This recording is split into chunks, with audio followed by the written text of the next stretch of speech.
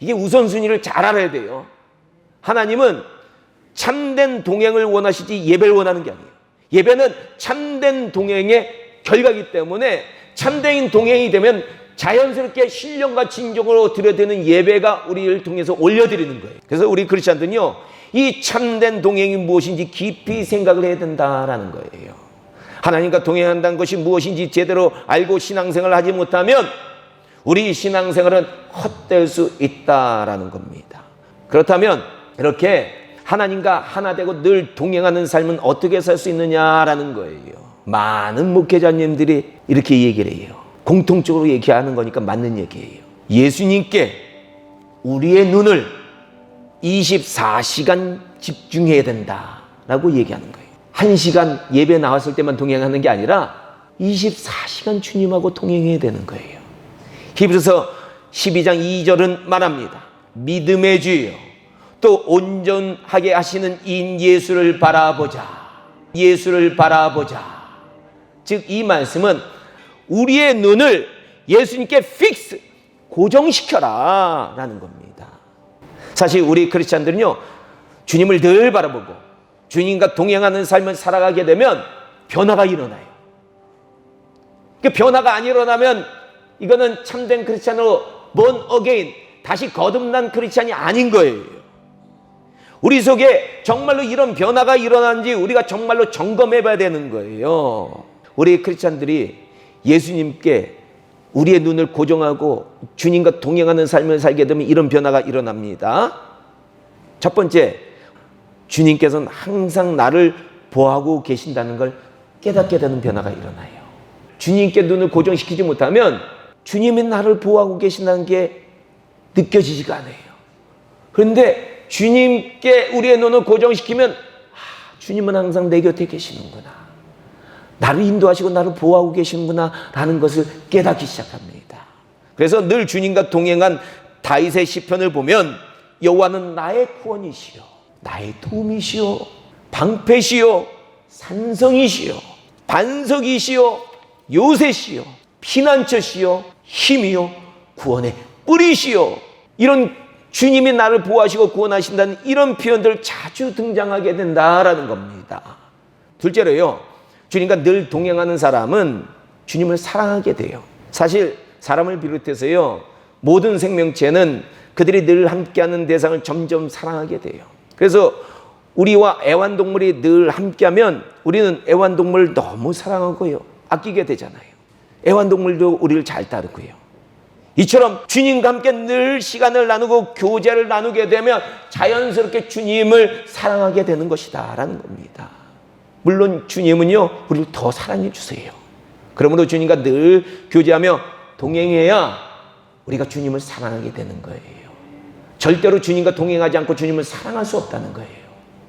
셋째로요, 우리는 주님과 늘 동행하다 보면 내 뜻보다는 주님의 뜻을 따르게 됩니다.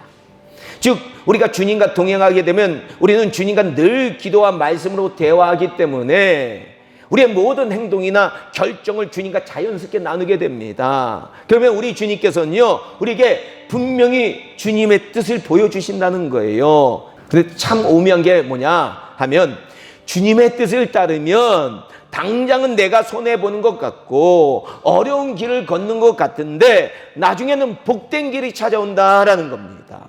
행복과 평강의 길이 찾아온다라는 겁니다. 그래서 우리는 늘 주님과 교제하면서 동행해야 되는 거예요. 넷째로, 주님과 동행하다 보면 우리는 어떻게 되느냐? 성령 충만해집니다. 그 이유는 주님과 동행하는 사람은요, 늘 무엇에 집중하느냐? 기도하고 주님의 말씀을 사랑해서 묵상하는 일을 집중해요. 그러다 보면 성령님께서는 자연스럽게 우리 안에 충만히 거하게 됩니다. 하나님의 말씀을 읽지 않고 기도하지 않고 성령의 충만함을 받는 건 불가능해요. 그러므로 우리가 성령 충만히 받으려면 늘 기도에 힘쓰고 말씀을 묵상해야 되는 겁니다. 특히 주님과 동행하는 사람들의 특징이 있는데 그게 뭐냐? 하루에 늘 주님과 집중적으로 교제하는 시간을 정해서 가진다라는 거예요. 다니엘도 보니까요, 하루 3번을 정했어요. 그는요, 집중적으로 하나님과 하루에 3번은 꼭 기도하면서 교제 시간을 가졌다라는 겁니다. 다섯째로요, 주님과 동행하는 자들은 주님과 비전을 함께 나누게 된다라는 겁니다. 앞에서 말씀드린 대로요, 주님과 동행하는 사람들은 주님을 자연스럽게 사랑하게 된다고 말씀드렸어요. 특히 우리가 주님을 사랑하게 되면요, 우리는 주님의 비전을 함께 나누게 되는 거예요. 주님의 12제자 보니까요, 그들이 고백한 게 뭐예요? 내가 주님을 사랑합니다 라고 고백하고 주님의 비전을 함께 나누게 되었다라는 겁니다. 도마가 어땠어요? 부활하신 주님의 못 박히신 손과 그 창에 뚫린 옆구리를 보고 나의 주시요, 나의 하나님이시니다 라고 고백하고 주님이 주신 비전을 나누고 세계 선교를 하면서 마지막에 순교까지 했습니다. 그리고 베드로도 너가 날 사랑하느냐? 3번 배신했으니까 주님이 3번 물어보셨거든요. 너가 날 사랑하느냐라는 주님의 질문에 내가 주님을 사랑합니다 라고 3번 고백하고 주님이 뭐라고 명령하셨습니까? 내 양들을 먹여라 라는 주님의 비전을 받고 그 당시 세계 목회를 한 거예요. 우리도 마찬가지입니다. 주님을 너무 사랑하는데 어떻게 그분이 우리에게 부탁하신 비전을 우리가 거부할 수 있느냐라는 거예요. 그러므로 주님을 사랑하는 성도님들은 오늘 본문에서 주님께서 우리에게 부탁하신, 오늘 본문에서 뭐라고 말씀하셨어요? 땅끝까지 이르러 주님의 증인이 되라고, 복음을 증거하라고, 죽어가는 생명들 구하라고 주님께서 말씀하셨잖아요. 이 비전을 우리는 외면할 수 없다라는 겁니다. 그리고 이 비전을 이루기 위해서 주님을 사랑하게 되면요, 용기가 나기 시작하고요, 복음의 증거의 현장으로 우리가 나가게 된다라는 겁니다.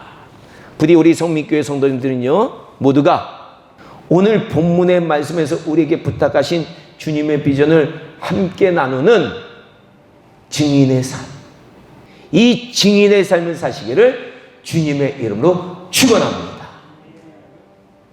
기도하겠습니다.